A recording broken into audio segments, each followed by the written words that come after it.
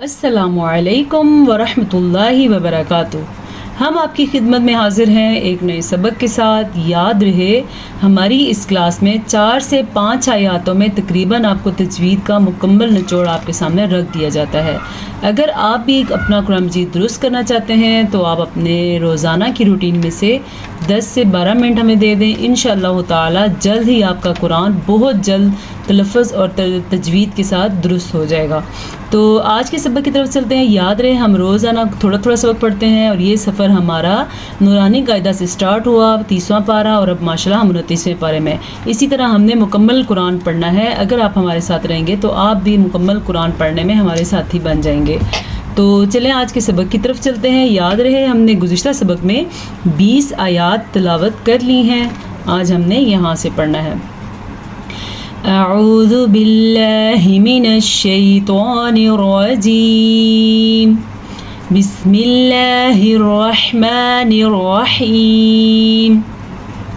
قال نوح رب انہم عصونی واتبعوا من لم يزده ماله وولده إلا خسارا۔ قال موٹا قاف ہے اور الف مدہ کے ساتھ ہے، لیکن لام کو لمبا نہیں کرنا کیونکہ لام کے اوپر بڑی زبر ہے۔ قال بس اتنا سا پڑھنا ہے، ٹھیک ہے؟ موٹی قاف، قاف زبر الف قا اور لام زبر لا، اتنا ہم نے پڑھنا ہے لمبا کیے بغیر۔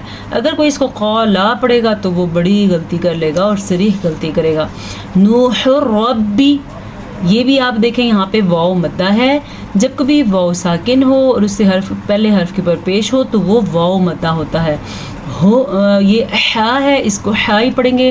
نوح ربی، یہ آپ نے دھیان رکھنا ہے کہ را کی پڑی زبر اور با کی پڑی زیر کی مقدار چھوٹی ہونی چاہیے جتنا اس کا حق ہے۔ را زبر را، با زیر بی، اتنی اس کی مقدار ہے۔ اگر اس کو جوڑیں گے تو را زبر با رب، با زیر بی، ربی۔ اگر کوئی اس کو را بی پڑھے گا تو وہ غلط پڑھے گا، تو آپ نے ایسے نہیں پڑھنا، آپ نے پڑھنا ہے ربی، ٹھیک ہے؟ انہم عصونی، انہم، نون کا غنہ آپ کو پتا ہوگا کہ ادا کرنا ہے۔ اگر نہیں پتا تو یاد رکھیں جب کبھی نون کے اوپر شد آ جائے تو نون کا غنہ ادا کرتے ہیں، اسی طرح میم کے اوپر شد آ جائے تو میم کا غنہ بھی ادا کرتے ہیں۔ یہ تو ہو گیا نون کا غنہ اور میم کا غنہ۔ اس کے علاوہ یہ نون، میم، یا اور واو ویسے بھی ادغام بالغنہ میں استعمال ہوتے ہیں، اس پہ بھی غنہ ہوتا ہے، لیکن نون سمپل آ جائے یا میم سادہ آ جائے، جیسے یہاں پہ انہم سیدھا سادہ نون ہے، کسی قاعدے کے بغیر ہے، تو یہ نون کا غنہ ادا ہوگا۔ جیسا کہ یہ ہمارے پاس یہاں پہ میم کے اوپر شد ہے تو یہ میم کا غنہ بھی ادا ہوگا۔ اس کو ہم کیسے پڑھیں گے؟ مما، غنے کے ساتھ، ٹھیک ہے؟ عصونی، عین زبر ع، صاد زبر با، سو، عین کا تلفظ اور صاد پر پڑھنے کا تلفظ، اس کا آپ نے خاص دھیان رکھنا ہے۔ تو آپ اس کو کیا پڑھیں گے؟ عصونی، ٹھیک ہے؟ واتبعوا، عین پیش واو، عو، اس چیز کا بھی آپ نے دھیان رکھنا ہے۔ من لم یزدہ مالہ، یہ جو قاعدہ آپ کو نظر آ رہا ہے، میں نے ادغام بالغنہ پہ تو آپ کے ساتھ کام کیا تھا، لیکن ادغام بلا غنہ کو ہم دوبارہ سے سمجھا نہیں سکے، لیکن کافی گزشتہ کلاسز میں ہم نے اس کو سنا، سیکھا، سمجھا۔ اگر آپ کو سمجھ نہ آیا تو چلیں آج پھر چلتے ہیں بورڈ کی طرف۔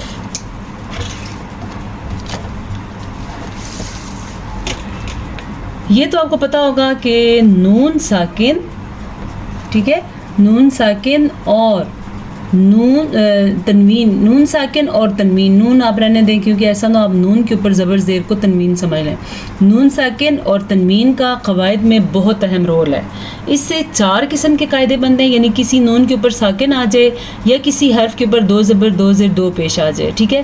یہ آپ اپنے دماغ میں پکا کر کے یاد کر لیں تو انشاءاللہ آپ کو سمجھنے میں کبھی بھی مشکل نہیں ہوگی۔ جب نون کے اوپر ساکن ہو یا کسی حرف کے اوپر 2 زبر 2 زیر 2 پیش ہوں، جس کو تنوین کہتے ہیں، ان دونوں صورتوں میں آپ کے پاس قاعدہ سمجھنے میں آسانی ہو جائے گی۔ جب کبھی قرآن مجید میں نون ساکن اور تنوین کے بعد لام یا را آ جائے، ٹھیک ہے، لام یا را آ جائے تو وہاں پہ ادغام بلا غنہ کا قاعدہ ہوتا ہے، یعنی نون بھی ختم ہو جاتا ہے اس کی آواز اور تنوین کی آواز بھی ختم ہو جاتی ہے۔ کیسے؟ جیسا کہ ابھی آپ نے اس وقت میں پڑھا ملم، یہ دیکھیں یہ ہمارے پاس نون کے اوپر ساکن اور نون ساکن کے بعد یہ نون ساکن آیا اور نون ساکن کے بعد لام آ گیا تو نون ختم ہو گیا. ہم نے کیسے پڑھا ملم. ٹھیک ہے. اسی طرح نون تنوین کی مثال اگر ہم دیکھیں اپنے پاس تو آج کے سبق میں تو ہم نے جو پڑھا ہے وہ لفظ یہی ہے نا، ہاں ملم یہی لفظ ہے. اس کے علاوہ اگر نون تنوین کی مثال اگر کی جائے تو چلیں سبق میں دیکھتے ہیں. مجھے نون ساکن کی ایک اور مثال مل گئی ہے لام کے ساتھ ہی ہے، وہ کیا ہے علم. یہ نون ساکن کے بعد لام یا را میں سے کوئی حرف آ جائے، یہاں پہ پھر لام آیا ملم علم. آپ نے دیکھا نون کی آواز نہیں آ رہی میرے ادا کرنے میں، تو اسی کو کہتے ہیں ادغام بلا غنہ.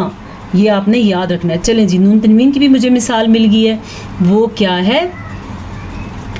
نون تنوین کی مثال یہ ہے کہ جب نون تنوین یعنی 2 زبر 2 پیش اور 2 زیر کے بعد لام یا را میں سے کوئی حرف آ جائے. یہ دیکھیں یہاں پہ یہ کیا ہے، ہمارے پاس 2 زبر 2 زیر 2 پیش یہ تنوین ہے. یہ ہمارے پاس تنوین آ گئی ہے، کسی حرف کے اوپر یہ تینوں چیزیں آ جائیں تو پھر یہ قاعدہ لاگو ہوتا ہے. اب یہ تنوین کے بعد ہمارے پاس را آ گیا، لام اور را میں سے را آ گیا. تو دیکھیں ویسے ہی ہم اگر اس کو جیسا لکھا ایسے پڑھے تو کیا ہوگا، نوحن ربی، یعنی حاپش نون حن، ایسی آواز آئی ہے نا آپ کو نون کی، لیکن ادھر بھی نہیں آئے گی. جیسے علم میں نون کی آواز نہیں آئی تو یہاں پہ تنوین میں بھی نون کی آواز نہیں آئے گی. ویسے نوحن ہوتا ہے، ہم اس کو پڑھیں گے نوح ربی. یہ ادغام بلا غنہ ہے، یعنی نون تنوین کے بعد یا نون ساکن کے بعد آ جائے لام یا را. ابھی مجھے یہ مثالیں آسانی سے مل گئی ہیں. اگر آپ ڈھونڈیں اور مجھے بتائیں تو مجھے بہت خوشی ہوگی کہ آپ کو بھی اس چیز کی سمجھ آ گئی ہے. تو آگے چلیں مزید سبق کی طرف.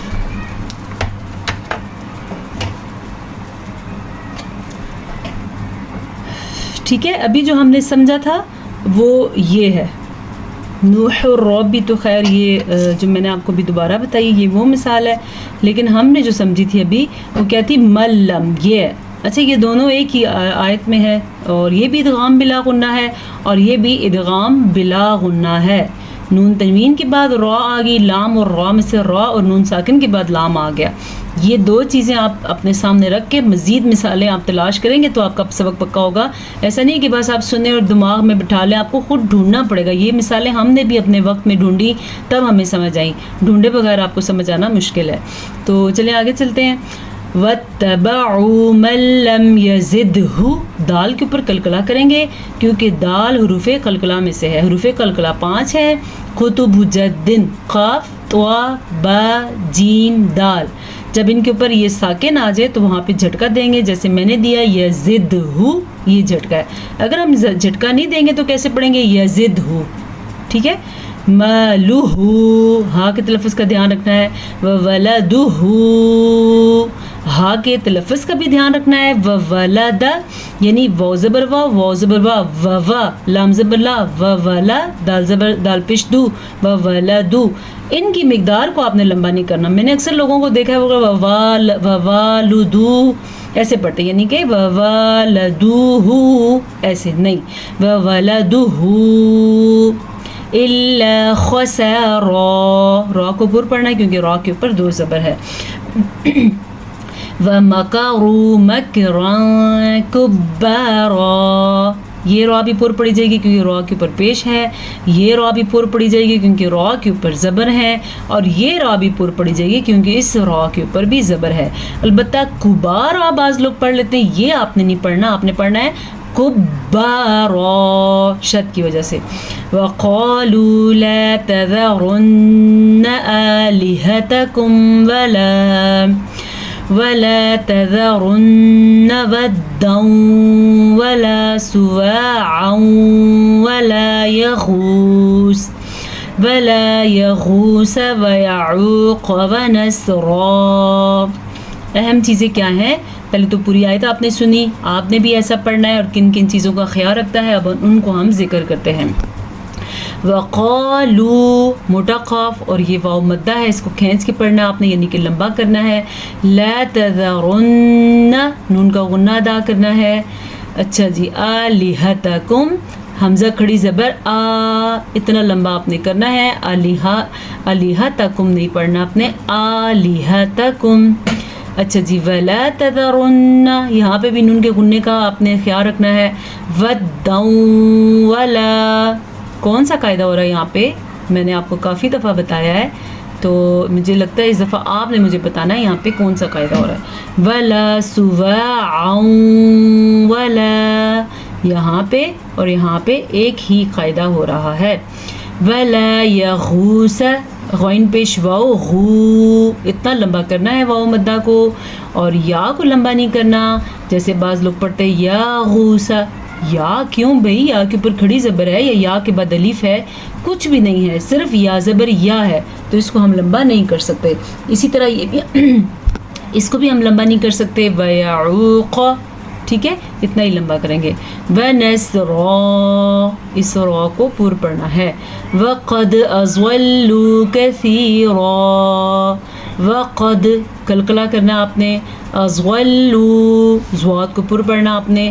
کثیرا پھر سے را کو پر پڑھنا کیونکہ را کے اوپر دو زبر ہیں. اگر یہاں پہ دو زیر ہوتے تو پھر ہم ہر صورت میں را کو باریک پڑھتے. ٹھیک ہے زواد کو پر پڑھنا ہے قاف کو پر پڑھنا ہے کیونکہ یہ دونوں حروف مستعلیہ میں سے ہیں. حروف مستعلیہ قرآن مجید کے وہ تمام حروف ہیں جو ہر صورت میں پر پڑھے جاتے ہیں. ٹھیک ہے وَلَا تَزِدِ الظَّالِمِينَ زوا کو پر پڑھنا ہے کیونکہ زوا بھی حروف مستعلیہ میں شامل ہے. إِلَّا زُغَلَالًا زواد کو پھر سے پر پڑھنا ہے. لام کھڑی زبر لا کو ادا کرنا ہے. مِمَّا خَطِيئَاتِهِمْ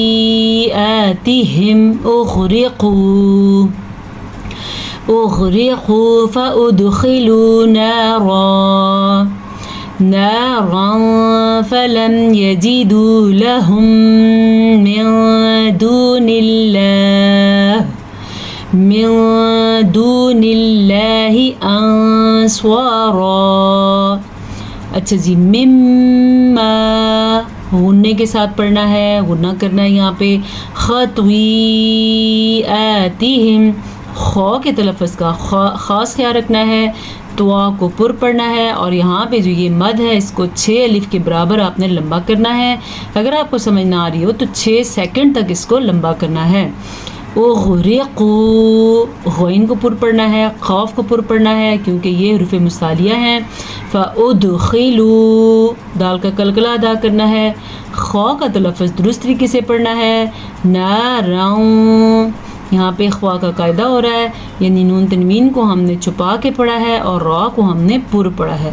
فَلَمْ يَجِدُوا لَهُم مِّن دُونِ اللَّهِ فَلَمْ يَجِدُوا بعض لوگ اس کو کیا پڑھتے ہیں فَلَمْ يَجِدُوا کیوں بھائی واو ساکن ہے تو اس کو لمبا کر کے پڑھیں گے. فَلَمْ يَجِدُوا اتنا لمبا اس کو کرنا ہے. لَهُم یہاں پہ غنہ ادا کرنا ہے کیونکہ میم ساکن کے بعد میم متحرک آ چکا ہے تو اس غنے کو ہم ضرور ادا کریں گے. البتہ یہ جو نون ساکن ہے اس کو ہم کچھ چھپا کے پڑھیں گے کیونکہ یہاں پہ اخفا کا قاعدہ ہو رہا ہے. دون اللہ یہ اللہ کا نام باریک پڑھا جائے گا کیونکہ اللہ کے نام سے پہلے اگر تو زیر آ جائے تو اللہ کا نام باریک پڑھا جاتا ہے. ہاں اللہ کے نام سے پہلے زبر آ جائے تو اللہ کا نام پر پڑھا جاتا ہے. جیسا کہ ہم اس کو پر کیسے پڑھیں گے واللہ ٹھیک ہے جیسا کہ واللہ یہ ہم نے پر پڑھا ہے لیکن اس کو ہم پڑھیں گے دون اللہ یہ ہے پر اور باریک کا فرق. انصارا سواد کو بھی پر پڑھنا ہے کیونکہ سواد حروف مستعلیہ میں سے ہے اور را کو تو ضرور ہی پر پڑھنا ہے. یہاں تک ہمارا آج کا سبق کمپلیٹ ہوا چاہتا ہے. 5 آیات ہم نے پڑھی ہیں. اللہ پاک ہمیں ان آیات کو صحیح طور پہ پڑھنے کی سمجھنے کی اور درست لفظ کے ساتھ ادائیگی کی توفیق نصیب فرمائے. آپ سے پھر ملاقات ہوگی ایک نئے سبق کے ساتھ انشاءاللہ. آپ سے اجازت چاہتے ہیں. اپنا ڈھیر سارا خیال رکھیے.